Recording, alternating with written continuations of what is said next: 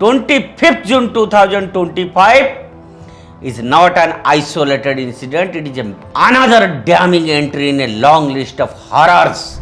As a woman leader, one expects empathy, urgency and action. But instead, what Bengal gets its administration obsessed with controlling narratives and crushing dissent rather than safeguarding citizens.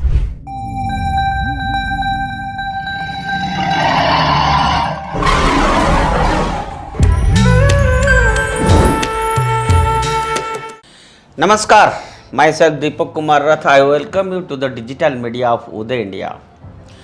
Today in India Things, I will tell about the law and order situation in West Bengal. One after another. Mamta Didi, are you listening? One after another.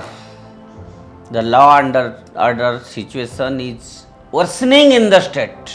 West Bengal, a state once celebrated for its progressive ethos, finds itself sinking deeper into crisis of conscience. And the recent gang rape of a law college student in Kolkata on 25th June 2025 is not an isolated incident, it is another damning entry in a long list of horrors that women in the state have had to endure.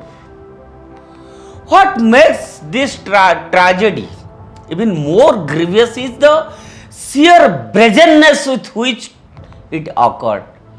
Reportedly within the premises of South Calcutta Law College, a place that should symbolize justice and safety. But unfortunately, and instead, it has become yet another crime scene in Mamata Banerjee's Bengal, where women's security has become a casualty of political impunity. The protests that erupted on 29 June outside the college and Kasba Police Station reflected the pent-up anger and the helplessness of the people. Students, activists and ordinary citizens came out in solidarity with the survivor, demanding accountability and swift justice. But these cries are unlikely to move a state administration that has time and again it has chosen silence, suppression or spin over truth. The tragedy is compounded by the bitter irony that West Bengal is led by a woman chief minister who came to power in 2011 on the promise of Ma Mati Manush. Ma Mati Manush was the promise, a slogan that now rings hollow in the face of escalating atrocities against the women and young girls in fact. The complicity of the ruling party members in such crimes has emerged as a distressingly common thing.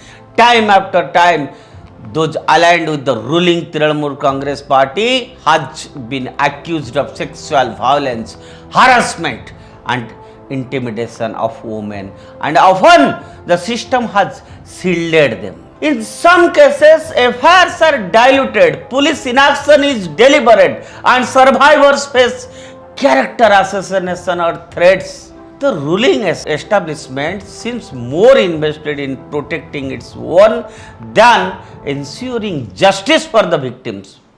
So this culture of impunity is not just shameful, it is dangerous. Considering the chilling patterns, the Hanskhali rape in the case in 2022, where the victim died under suspicious circumstances and the accused had direct political connections, the Sandeshkhali outrage where multiple women allegedly systematic sexual abuse at the hands of TMC linked strongmen, and now a law student assaulted within a college reportedly by individuals close to political circles. In all these cases, the state machinery dragged its feet until public pressure became unbearable.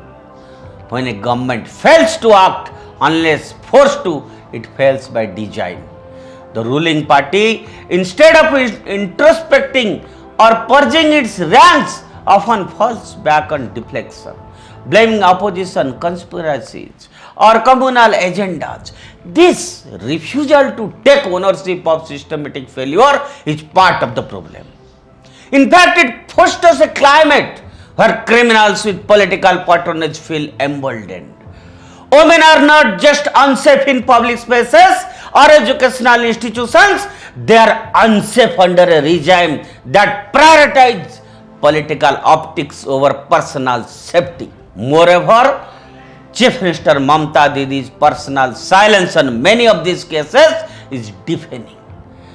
As a woman leader, one expects empathy, urgency, and action. But instead, what Bengal gets its administration obsessed with controlling narratives and crushing dissent rather than safeguarding citizens. When those in power turn a blind eye to gender-based violence, they not only abandon their duty but also send a chilling message that the bodies and lives of women are expendable in the pursuit of power.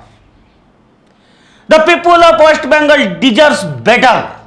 Women deserves to walk free without fear, to study without threat, to live without constantly looking over their shoulders. What is unfolding in Bengal today is not just a breakdown of law and order, it is a moral failure of leadership. Mamta Didi, you must listen to it. The cries of the law student assaulted in Kolkata are not hers alone. They echo the voices of countless women who have suffered in silence, betrayed by a state that was meant to protect them. So friends, it is time to call this what it is. A state-sanctioned betrayal of Bengal's daughters, and the people will not forget it. Mamta Didi, you must introspect, and you must, your government, your administration must plunge into action. That's all for today. Stay tuned with Uday India and subscribe to Uday India. Thank you.